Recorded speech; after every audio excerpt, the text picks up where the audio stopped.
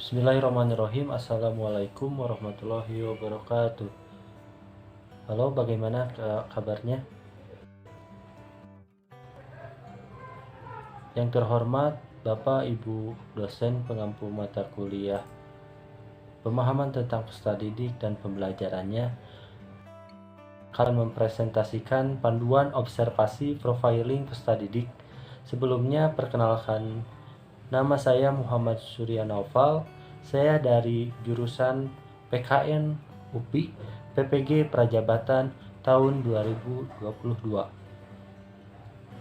Yang akan saya presentasikan mengenai panduan observasi profiling peserta didik di mata kuliah pemahaman tentang peserta didik dan pembelajarannya di topik 3. Adapun aspek-aspek observasi ada 12 aspek. Yang pertama etnik, kultural, status sosial, minat, perkembangan kognitif, kemampuan awal, daya belajar, motivasi, perkembangan emosi, perkembangan psikososial, perkembangan moral, dan yang terakhir perkembangan motor. Aspek yang pertama adalah aspek kultural. Pertanyaannya yaitu peserta didik mengenal budaya yang ada di lingkungannya. Peserta didik saling menghormati antar sesama. Peserta didik menghargai keberagaman di kelas. Peserta didik selalu berbuat baik dan tidak menyinggung perbedaan. Peserta didik selalu menjalin persaudaraan. Selanjutnya aspek etnik. Pertanyaannya, peserta didik menghormati dan toleransi terhadap perbedaan. Yang kedua, peserta didik menyadari keberagaman. Ketiga, peserta didik saling bekerja sama walaupun berbeda etnik. Yang keempat, peserta didik menggunakan bahasa daerahnya di kelas. Yang terakhir, peserta didik berteman dengan siapa saja tanpa mengenal etnik. Aspek selanjutnya yaitu aspek status sosial. Pertanyaannya, peserta didik memiliki latar belakang orang tua dengan pendidikan tinggi. Yang kedua, peserta didik tidak menerapkan perilaku diskriminatif antar teman sebaya. Yang ketiga, fasilitas pribadi yang dimiliki oleh peserta didik sudah memadai. Yang keempat, peserta didik saling berinteraksi dalam proses pembelajaran dan tidak membedakan status ekonomi. Yang kelima, sebelum berangkat ke sekolah, peserta didik sarapan setiap pagi. Selanjutnya ada aspek minat. Pertanyaannya, peserta didik mengikuti serangkaian alur pembelajaran di dalam kelas.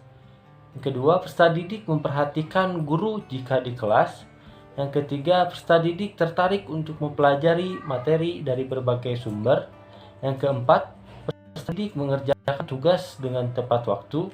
Yang kelima, peserta didik tidak menanggapi teman sebaya saat berbicara ketika guru menjelaskan. Selanjutnya ada aspek perkembangan kognitif. Pertanyaannya, peserta didik mampu menyimpulkan garis besar dari keseluruhan materi secara tepat. Yang kedua, peserta didik aktif merespon setiap pertanyaan yang diberikan oleh guru di kelas. Yang ketiga, peserta didik bersaing meraih prestasi ketika belajar. Yang keempat, peserta didik memiliki kemampuan untuk menyelesaikan tugas yang diberikan oleh guru. Yang kelima, peserta didik dapat mengidentifikasi informasi secara tepat dan cepat. Yang selanjutnya, aspek kemampuan awal. Pertanyaannya, peserta didik menyukai jika diberikan pertanyaan pemantik di awal pembelajaran. Yang kedua, peserta didik senang dengan pemberian kuis.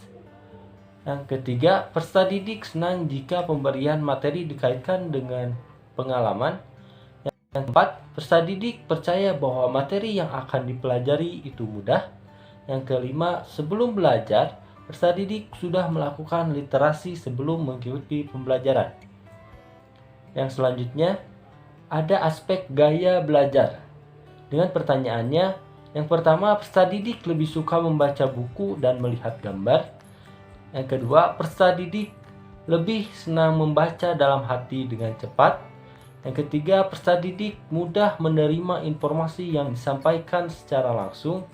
Yang keempat, peserta didik lebih mudah mengingat hafalan pelajaran dengan mendengarkan penjelasan. Yang kelima, peserta didik lebih mudah belajar terlibat langsung. Yang selanjutnya ada aspek motivasi. Dengan pertanyaannya, peserta didik selalu tepat waktu masuk kelas. Yang kedua, peserta didik yakin atas jawaban dari soal-soal PPKN yang dikerjakan.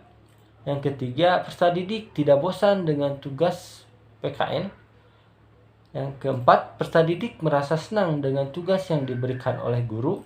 Yang kelima, peserta didik memilih aktif saat diskusi dan presentasi. Yang selanjutnya ada aspek perkembangan emosi. Dengan pertanyaannya, yang pertama, peserta didik merasa nyaman dalam menyampaikan pendapatnya di muka umum. Yang kedua, peserta didik tampak percaya diri saat menyampaikan pendapatnya di depan umum. Yang ketiga, peserta didik dapat mengekspresikan setiap pendapat dan emosi di kelas. Yang keempat, peserta didik dapat menyampaikan pendapatnya dengan baik. Yang kelima, peserta didik menggunakan pemilihan kata, intonasi, gaya berbicara saat melakukan presentasi. Yang selanjutnya ada aspek perkembangan psikososial. Dengan pertanyaannya, peserta didik bersikap sopan dan santun dalam berinteraksi dengan guru dan temannya. Yang kedua, peserta didik membangun hubungan yang positif dengan guru, teman, dan mitra sekolah. Yang ketiga, peserta didik dapat berinteraksi dan berkomunikasi baik dalam grup maupun secara personal. Yang keempat, peserta didik senang mengajari teman sekelas yang belum memahami materi dengan baik. Yang kelima, peserta didik membantu temannya apabila membutuhkan bantuan. Yang selanjutnya ada aspek perkembangan moral. Dengan pertanyaannya, yang pertama, peserta didik sering membantah atau melawan ketika orang tua memberikan nasihat. Yang kedua, peserta didik pernah melanggar aturan yang diterapkan di rumah ataupun di sekolah. Yang ketiga, peserta didik menyapa apabila bertemu dengan bapak atau ibu guru di sekolah. Yang keempat, peserta didik selalu memberikan contoh yang baik kepada teman-temannya. Yang kelima, dalam menghadapi masalah, apakah peserta didik melakukannya dengan perasaan emosi? Yang selanjutnya ada aspek perkembangan motorik. Dengan pertanyaannya, yang pertama, peserta didik mengalami peningkatan tinggi badan. Yang kedua, peserta didik mengalami peningkatan berat badan. Yang ketiga, peserta didik sudah mengalami pubertas. Yang keempat, peserta didik gemar berolahraga. Dan yang kelima, peserta didik suka kegiatan yang bergerak. Nah, itulah penjelasan